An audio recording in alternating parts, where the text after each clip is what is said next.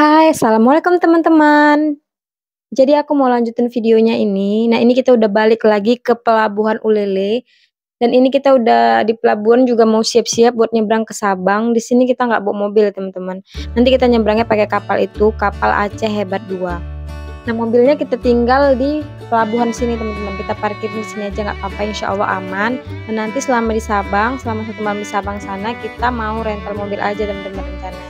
Karena kan cuma 1 malam doang di sana. Nah, jadi untuk tiketnya kita tadi udah pesen ya teman-teman. Satu orangnya itu kurang lebih sekitar Rp30.000. Tapi sebenarnya kalau kalian mau bawa kendaraan ikut nyebrang itu bisa ya. Untuk mobil tadi katanya sekitar Rp500.000 gitu. Dan untuk kereta aku kurang tahu juga sih berapa.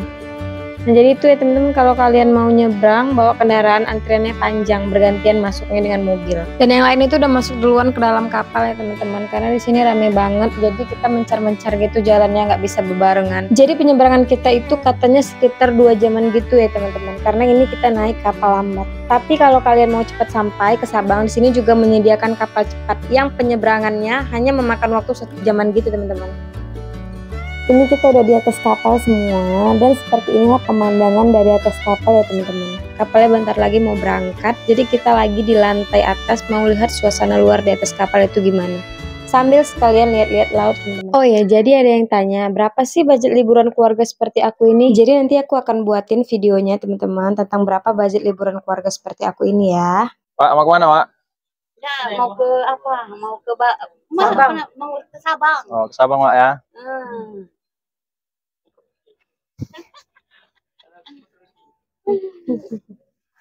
Mana, Pak, perasaannya, Pak? Bahagia, senang, happy. Oke, teman-teman, ini kapalnya udah mulai jalan. Halo, Dik.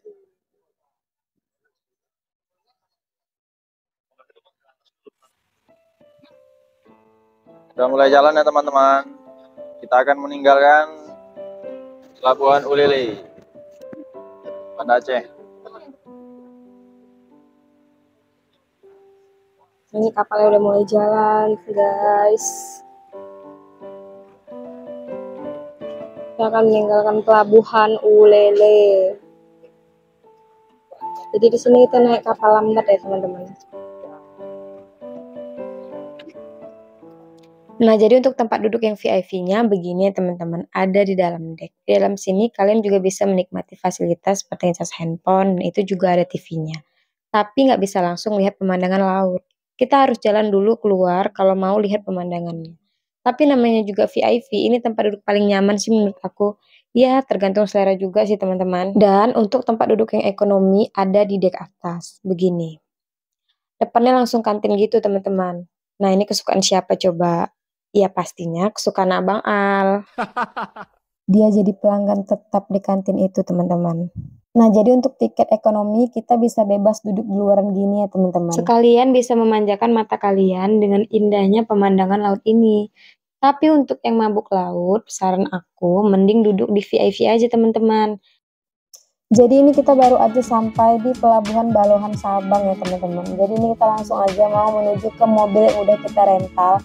Habis itu kita mau langsung on the way ke tujuan pertama kita. Nah, jadi tujuan pertama kita itu kita bukan mau langsung ke penginapan ya teman-teman, tapi kita mau langsung on the way ke titik 0 km teman-teman. Dan jalan menuju titik 0 km ini banyak bukit-bukit gitu ya teman-teman. Jadi dia menurut aku sih lebih mirip-mirip kayak Brastagi gitu. Nah, ini tuh udah siang ya teman-teman, udah sekitar jam 2-an gitu. Jadi kita ini baru aja sampai di lokasi titik 0 km.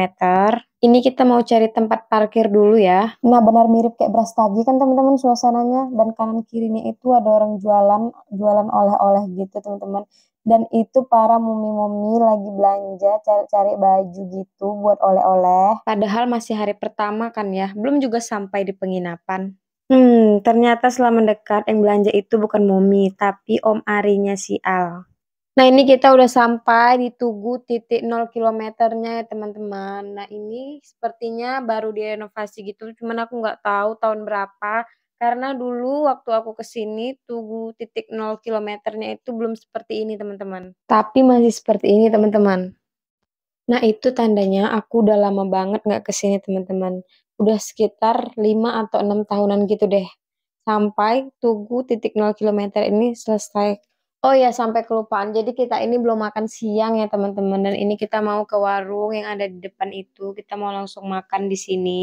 Jadi kalau aku bilang ini tempatnya sama seperti penatapan Brastagi gitu teman-teman. Jadi kita duduk di ujung sana, melihat ke bawah itu benar-benar mirip lagi di penatapan Brastagi gitu ya teman-teman. Nah ini kita makan dulu ya, karena habis makan kita mau jalan ke tempat lain lagi.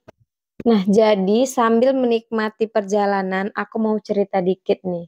Ternyata pas kita sampai di Sabang, mobil rentalannya itu tidak sesuai ekspektasi kita. Tapi ini nggak semuanya begini ya teman-teman. Mungkin emang lagi nggak enaknya aja kena di kita. Jadi mobilnya itu nggak safety banget. Air radiatornya tuh habis di perjalanan kita mau ke titik 0 kilometer tadi.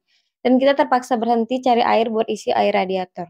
Kita tetap masih pakai mobilnya sampai di 0 kilometer tadi. Tapi pas balik mau ke penginapan, tiba-tiba aja mobilnya mogok teman-teman. Lalu kita teleponlah orang yang kasih mobil tadi, minta supaya mobilnya ditukar karena memang mobilnya nggak bisa hidup lagi. Nah, bener aja dong teman-teman. Kita nunggu mobil gantinya datang tuh lama banget. Masa iya mobil mau direntalin ke orang tapi nggak dicek lagi kondisinya? Aturan kan kita bisa jalan ke tempat lain, tapi terhalang gara-gara kita nggak ada kendaraan. Akhirnya kita nunggu sampai malam. Jadi karena udah malam, kita langsung balik aja ke penginapan. Dan tadinya kita mau 1 malam doang di Sabang. Kita jadi nambah 1 malam lagi di sini dan jadi 2 malam di Sabang. Karena di sini tujuan awal kita tuh mau snorkeling ya teman-teman. Dan jadwal kita di sini tuh jadi berantakan. Tapi nggak apa-apa sih. Jadi ini tuh aku cuma mau berbagi pengalaman aja ya teman-teman. Dan buat kalian yang mau pergi bareng keluarga, kalau awalnya memang kalian bawa kendaraan, sebaiknya kendaraannya ikut nyebrang aja ke Sabang.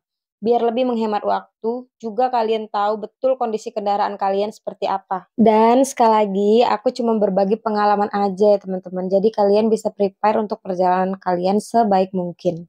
Terima kasih sudah nonton video aku ya teman-teman. Assalamualaikum.